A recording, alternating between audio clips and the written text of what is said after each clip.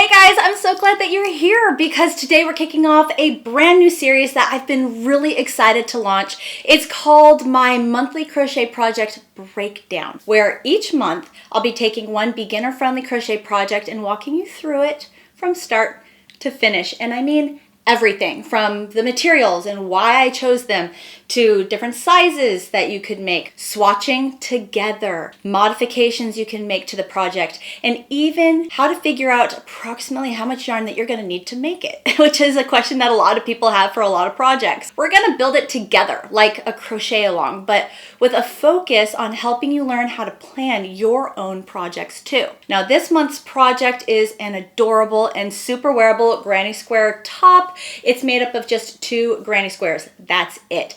So one for the front and then one for the back with a little extra shaping around the neck, the arms, the sleeves, and the bottom of the top for extra coverage if you want it. Now, here's what you can expect from this video series. Video 1, this one right here, we'll go over the project concept. We're going to talk through the materials and yarn substitutions, and I'll show you how to swatch and gather important information like how much each round adds in size and how much yarn it takes to make the granny squares, which is a pretty big deal. That's like the biggest part of the whole project. Now in video 2, we're going to break down how to figure out what size to make. We're going to talk about ease, snug versus loose fit, and how your yarn choice affects the drape and wearability of the top that you're making. Now for video 3, we're going to take the information from our swatch that we made and we're going to calculate how many rounds to make based on the size that you want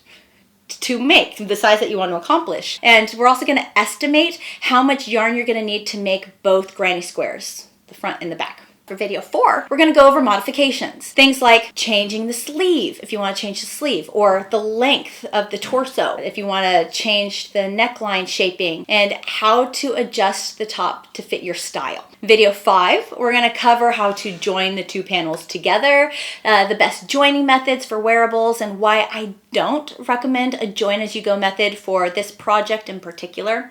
Video 6, I know we're at video 6 already. We're gonna finish off things with blocking your top, caring for it properly, because I know a lot of people have that fear where they make something and they're like, oh my gosh, I don't want to ruin it, right? So in video 6, we're going to talk about that, and I'll show you some fun color play ideas to inspire you for your own version of this top. And then the last video, video 7, if you just want to watch the video tutorial on how to make the top, this will be a project video tutorial you are familiar with, where you can just make the project without doing any of the thinking. Materials that you're going to need for this project. I am using a crochet hook, size H8, 5mm. It is a wooden hook. I do recommend using a wooden hook for the yarn that I am using because this yarn has a reputation for being a little splitty. So a wooden hook has a little friction and grip, which helps with that. I'm kind of obsessed with the Likey crochet hooks right now. They're beautiful and I love using them. The yarn that I'm using for this project is Lion brand Coboo.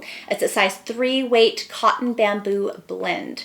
It's soft, it's breathable, and perfect for warmer weather because bamboo is a temperature regulator. I don't know if you knew that. And that means temperature regulator means when it's hot outside, like in Texas, it won't get too hot on your body. But if it's cold outside, it'll still keep you warm. So it's like this super fiber. And then the cotton part of the blend is soft and has a wearable finish. So makes for a very comfy wearable. You're going to want some stitch markers. That's going to help you with your rounds and also identifying where we will join the 2 panels together. A yarn needle for weaving in ends and potentially with joining the 2 panels. Embroidery scissors, obviously for cutting yarn when you're moving from one section to another. A measuring tape, super important to make sure that you are staying on track for the size that you want to make. And then optional are blocking mats and stainless steel T-pins for finishing touches at the end of the project. If you don't want to block or have, you want other options, we'll talk about more of that in the video, when we get there. Yarn substitutions. For yarn substitutions, I really like to use the website yarnsub.com. If Coboo isn't available near you or you just like to find other options, I already did a search for you. I found like Ice Yarns, Baby Silky, Hobby Lobby, Yarn Bee, Bambootiful is a great option if you want something that you can just go grab.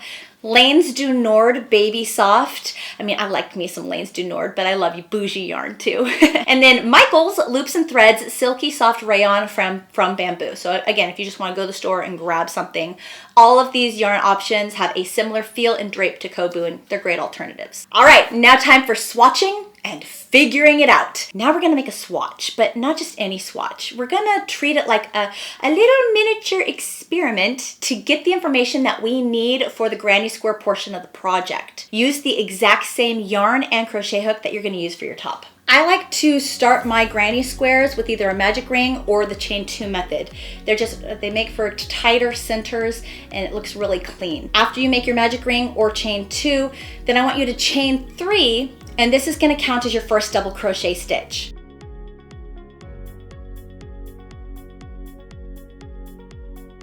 Make 3 more double crochet stitches in the ring or in the first chain of the chain 2 method.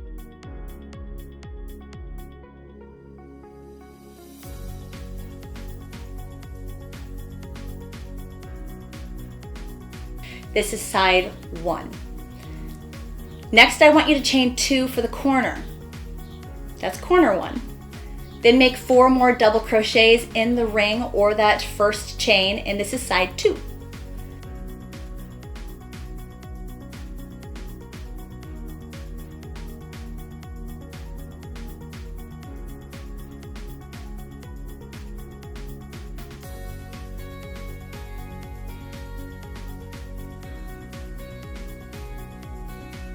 Chain 2 for corner number 2. Make 4 more double crochet stitches, and this is side 3.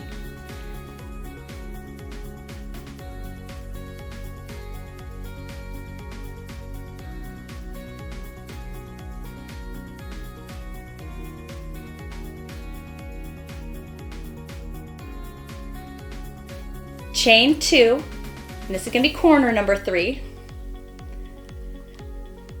Then make 4 more double crochets for side 4.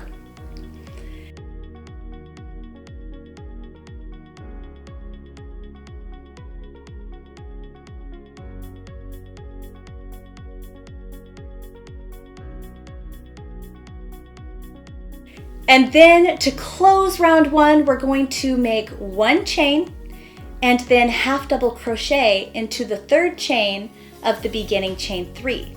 This is a trick. It hides the join of the round or the closure, so that way you don't get that line that starts to form like in one side of your granny square. So I really like to use this because it's clean and it hides everything. For round 2, we're going to chain 3, and this counts as your first double crochet stitch. Then make 1 double crochet in the top of every stitch.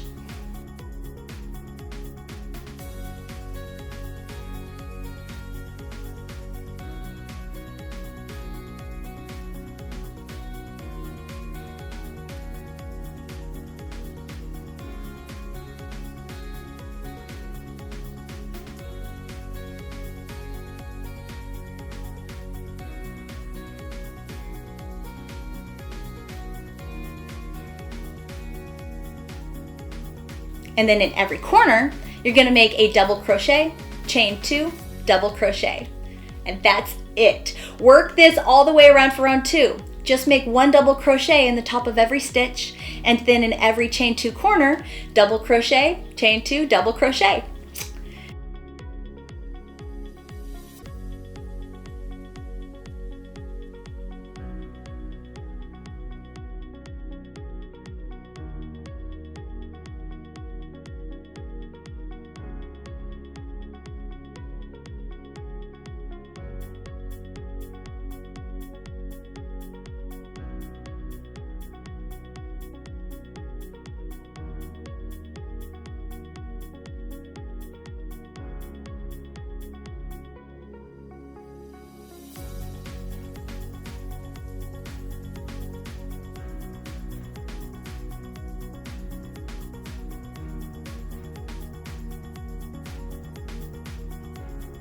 And then at the end of round 2, in that last corner, we're going to double crochet, chain 1, and then half double crochet into the third chain of that beginning chain 3.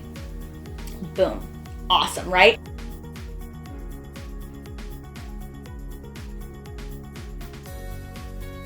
For round 3 through round 6, we're going to repeat exactly what we did in round 2. You're going to start each round by chaining 3. And this will always count as your first double crochet for this pattern.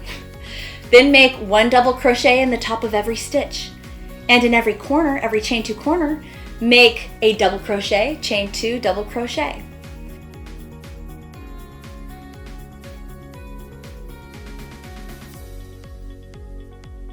You're going to end every round with a double crochet, chain 1, and half double crochet into the third chain of that beginning chain 3. Now here's a little note. Make sure that you don't miss that first double crochet stitch. Remember that the chain 3, it counts as a double crochet, and that chain 3 and the double crochet stitch right next to it, they kind of come together at the top, so it could be very easy to accidentally skip one, and then one side of your granny square is going to be short 1 stitch every round, and it's going to affect the look of the square. And I know somebody's going to do this, so I want to point it out right off the bat, so like everyone's very aware. But as soon as you chain 3, I want you to look at the stitches from the row below. I want you to find the stitch, identify the chain 3, then follow it up and make sure you put a double crochet on top of that chain 3, okay? And then the next stitch over, that next double crochet, follow that all the way up and make sure there's a double crochet stitch on top of that stitch. Now you really only need to watch out for the first 2 double crochet stitches of every round.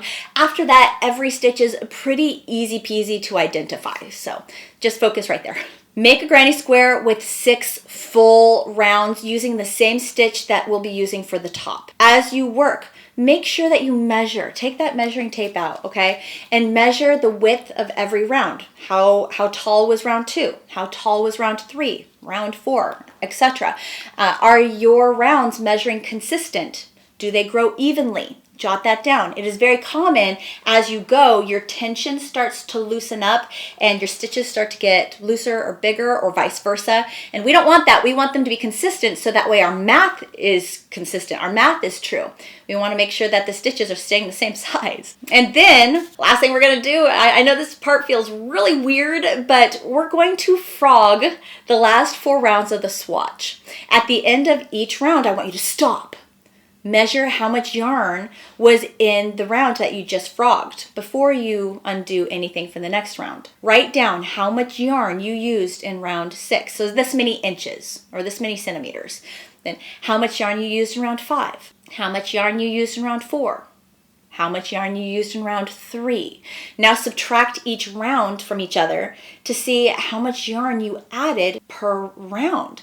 And that's your growth formula. And I know, there are people out there that really struggle with math. So I created a free downloadable worksheet that you can just plug and play. That I wanted to make it easy peasy. There is even some color coding going on. There's a spot here where you can put the information for your swatch measurements, for your yarn math, a room on the back where you can play with colors and modifications and so much more. I've really tried to make it fun and user-friendly. There's a link to this down in the description section below. Just pop in your email and it's yours to keep. You can print out as many as you want. Oh, this is gonna be a fun and super useful project, and by the end of the series, you won't just have this super cute new top, but you'll have leveled up in your skills big time. So hit that like button, subscribe if you haven't already, and let's start stitching smarter, not harder. I hope you have the best day, guys, and I will see you in the next video. Bye.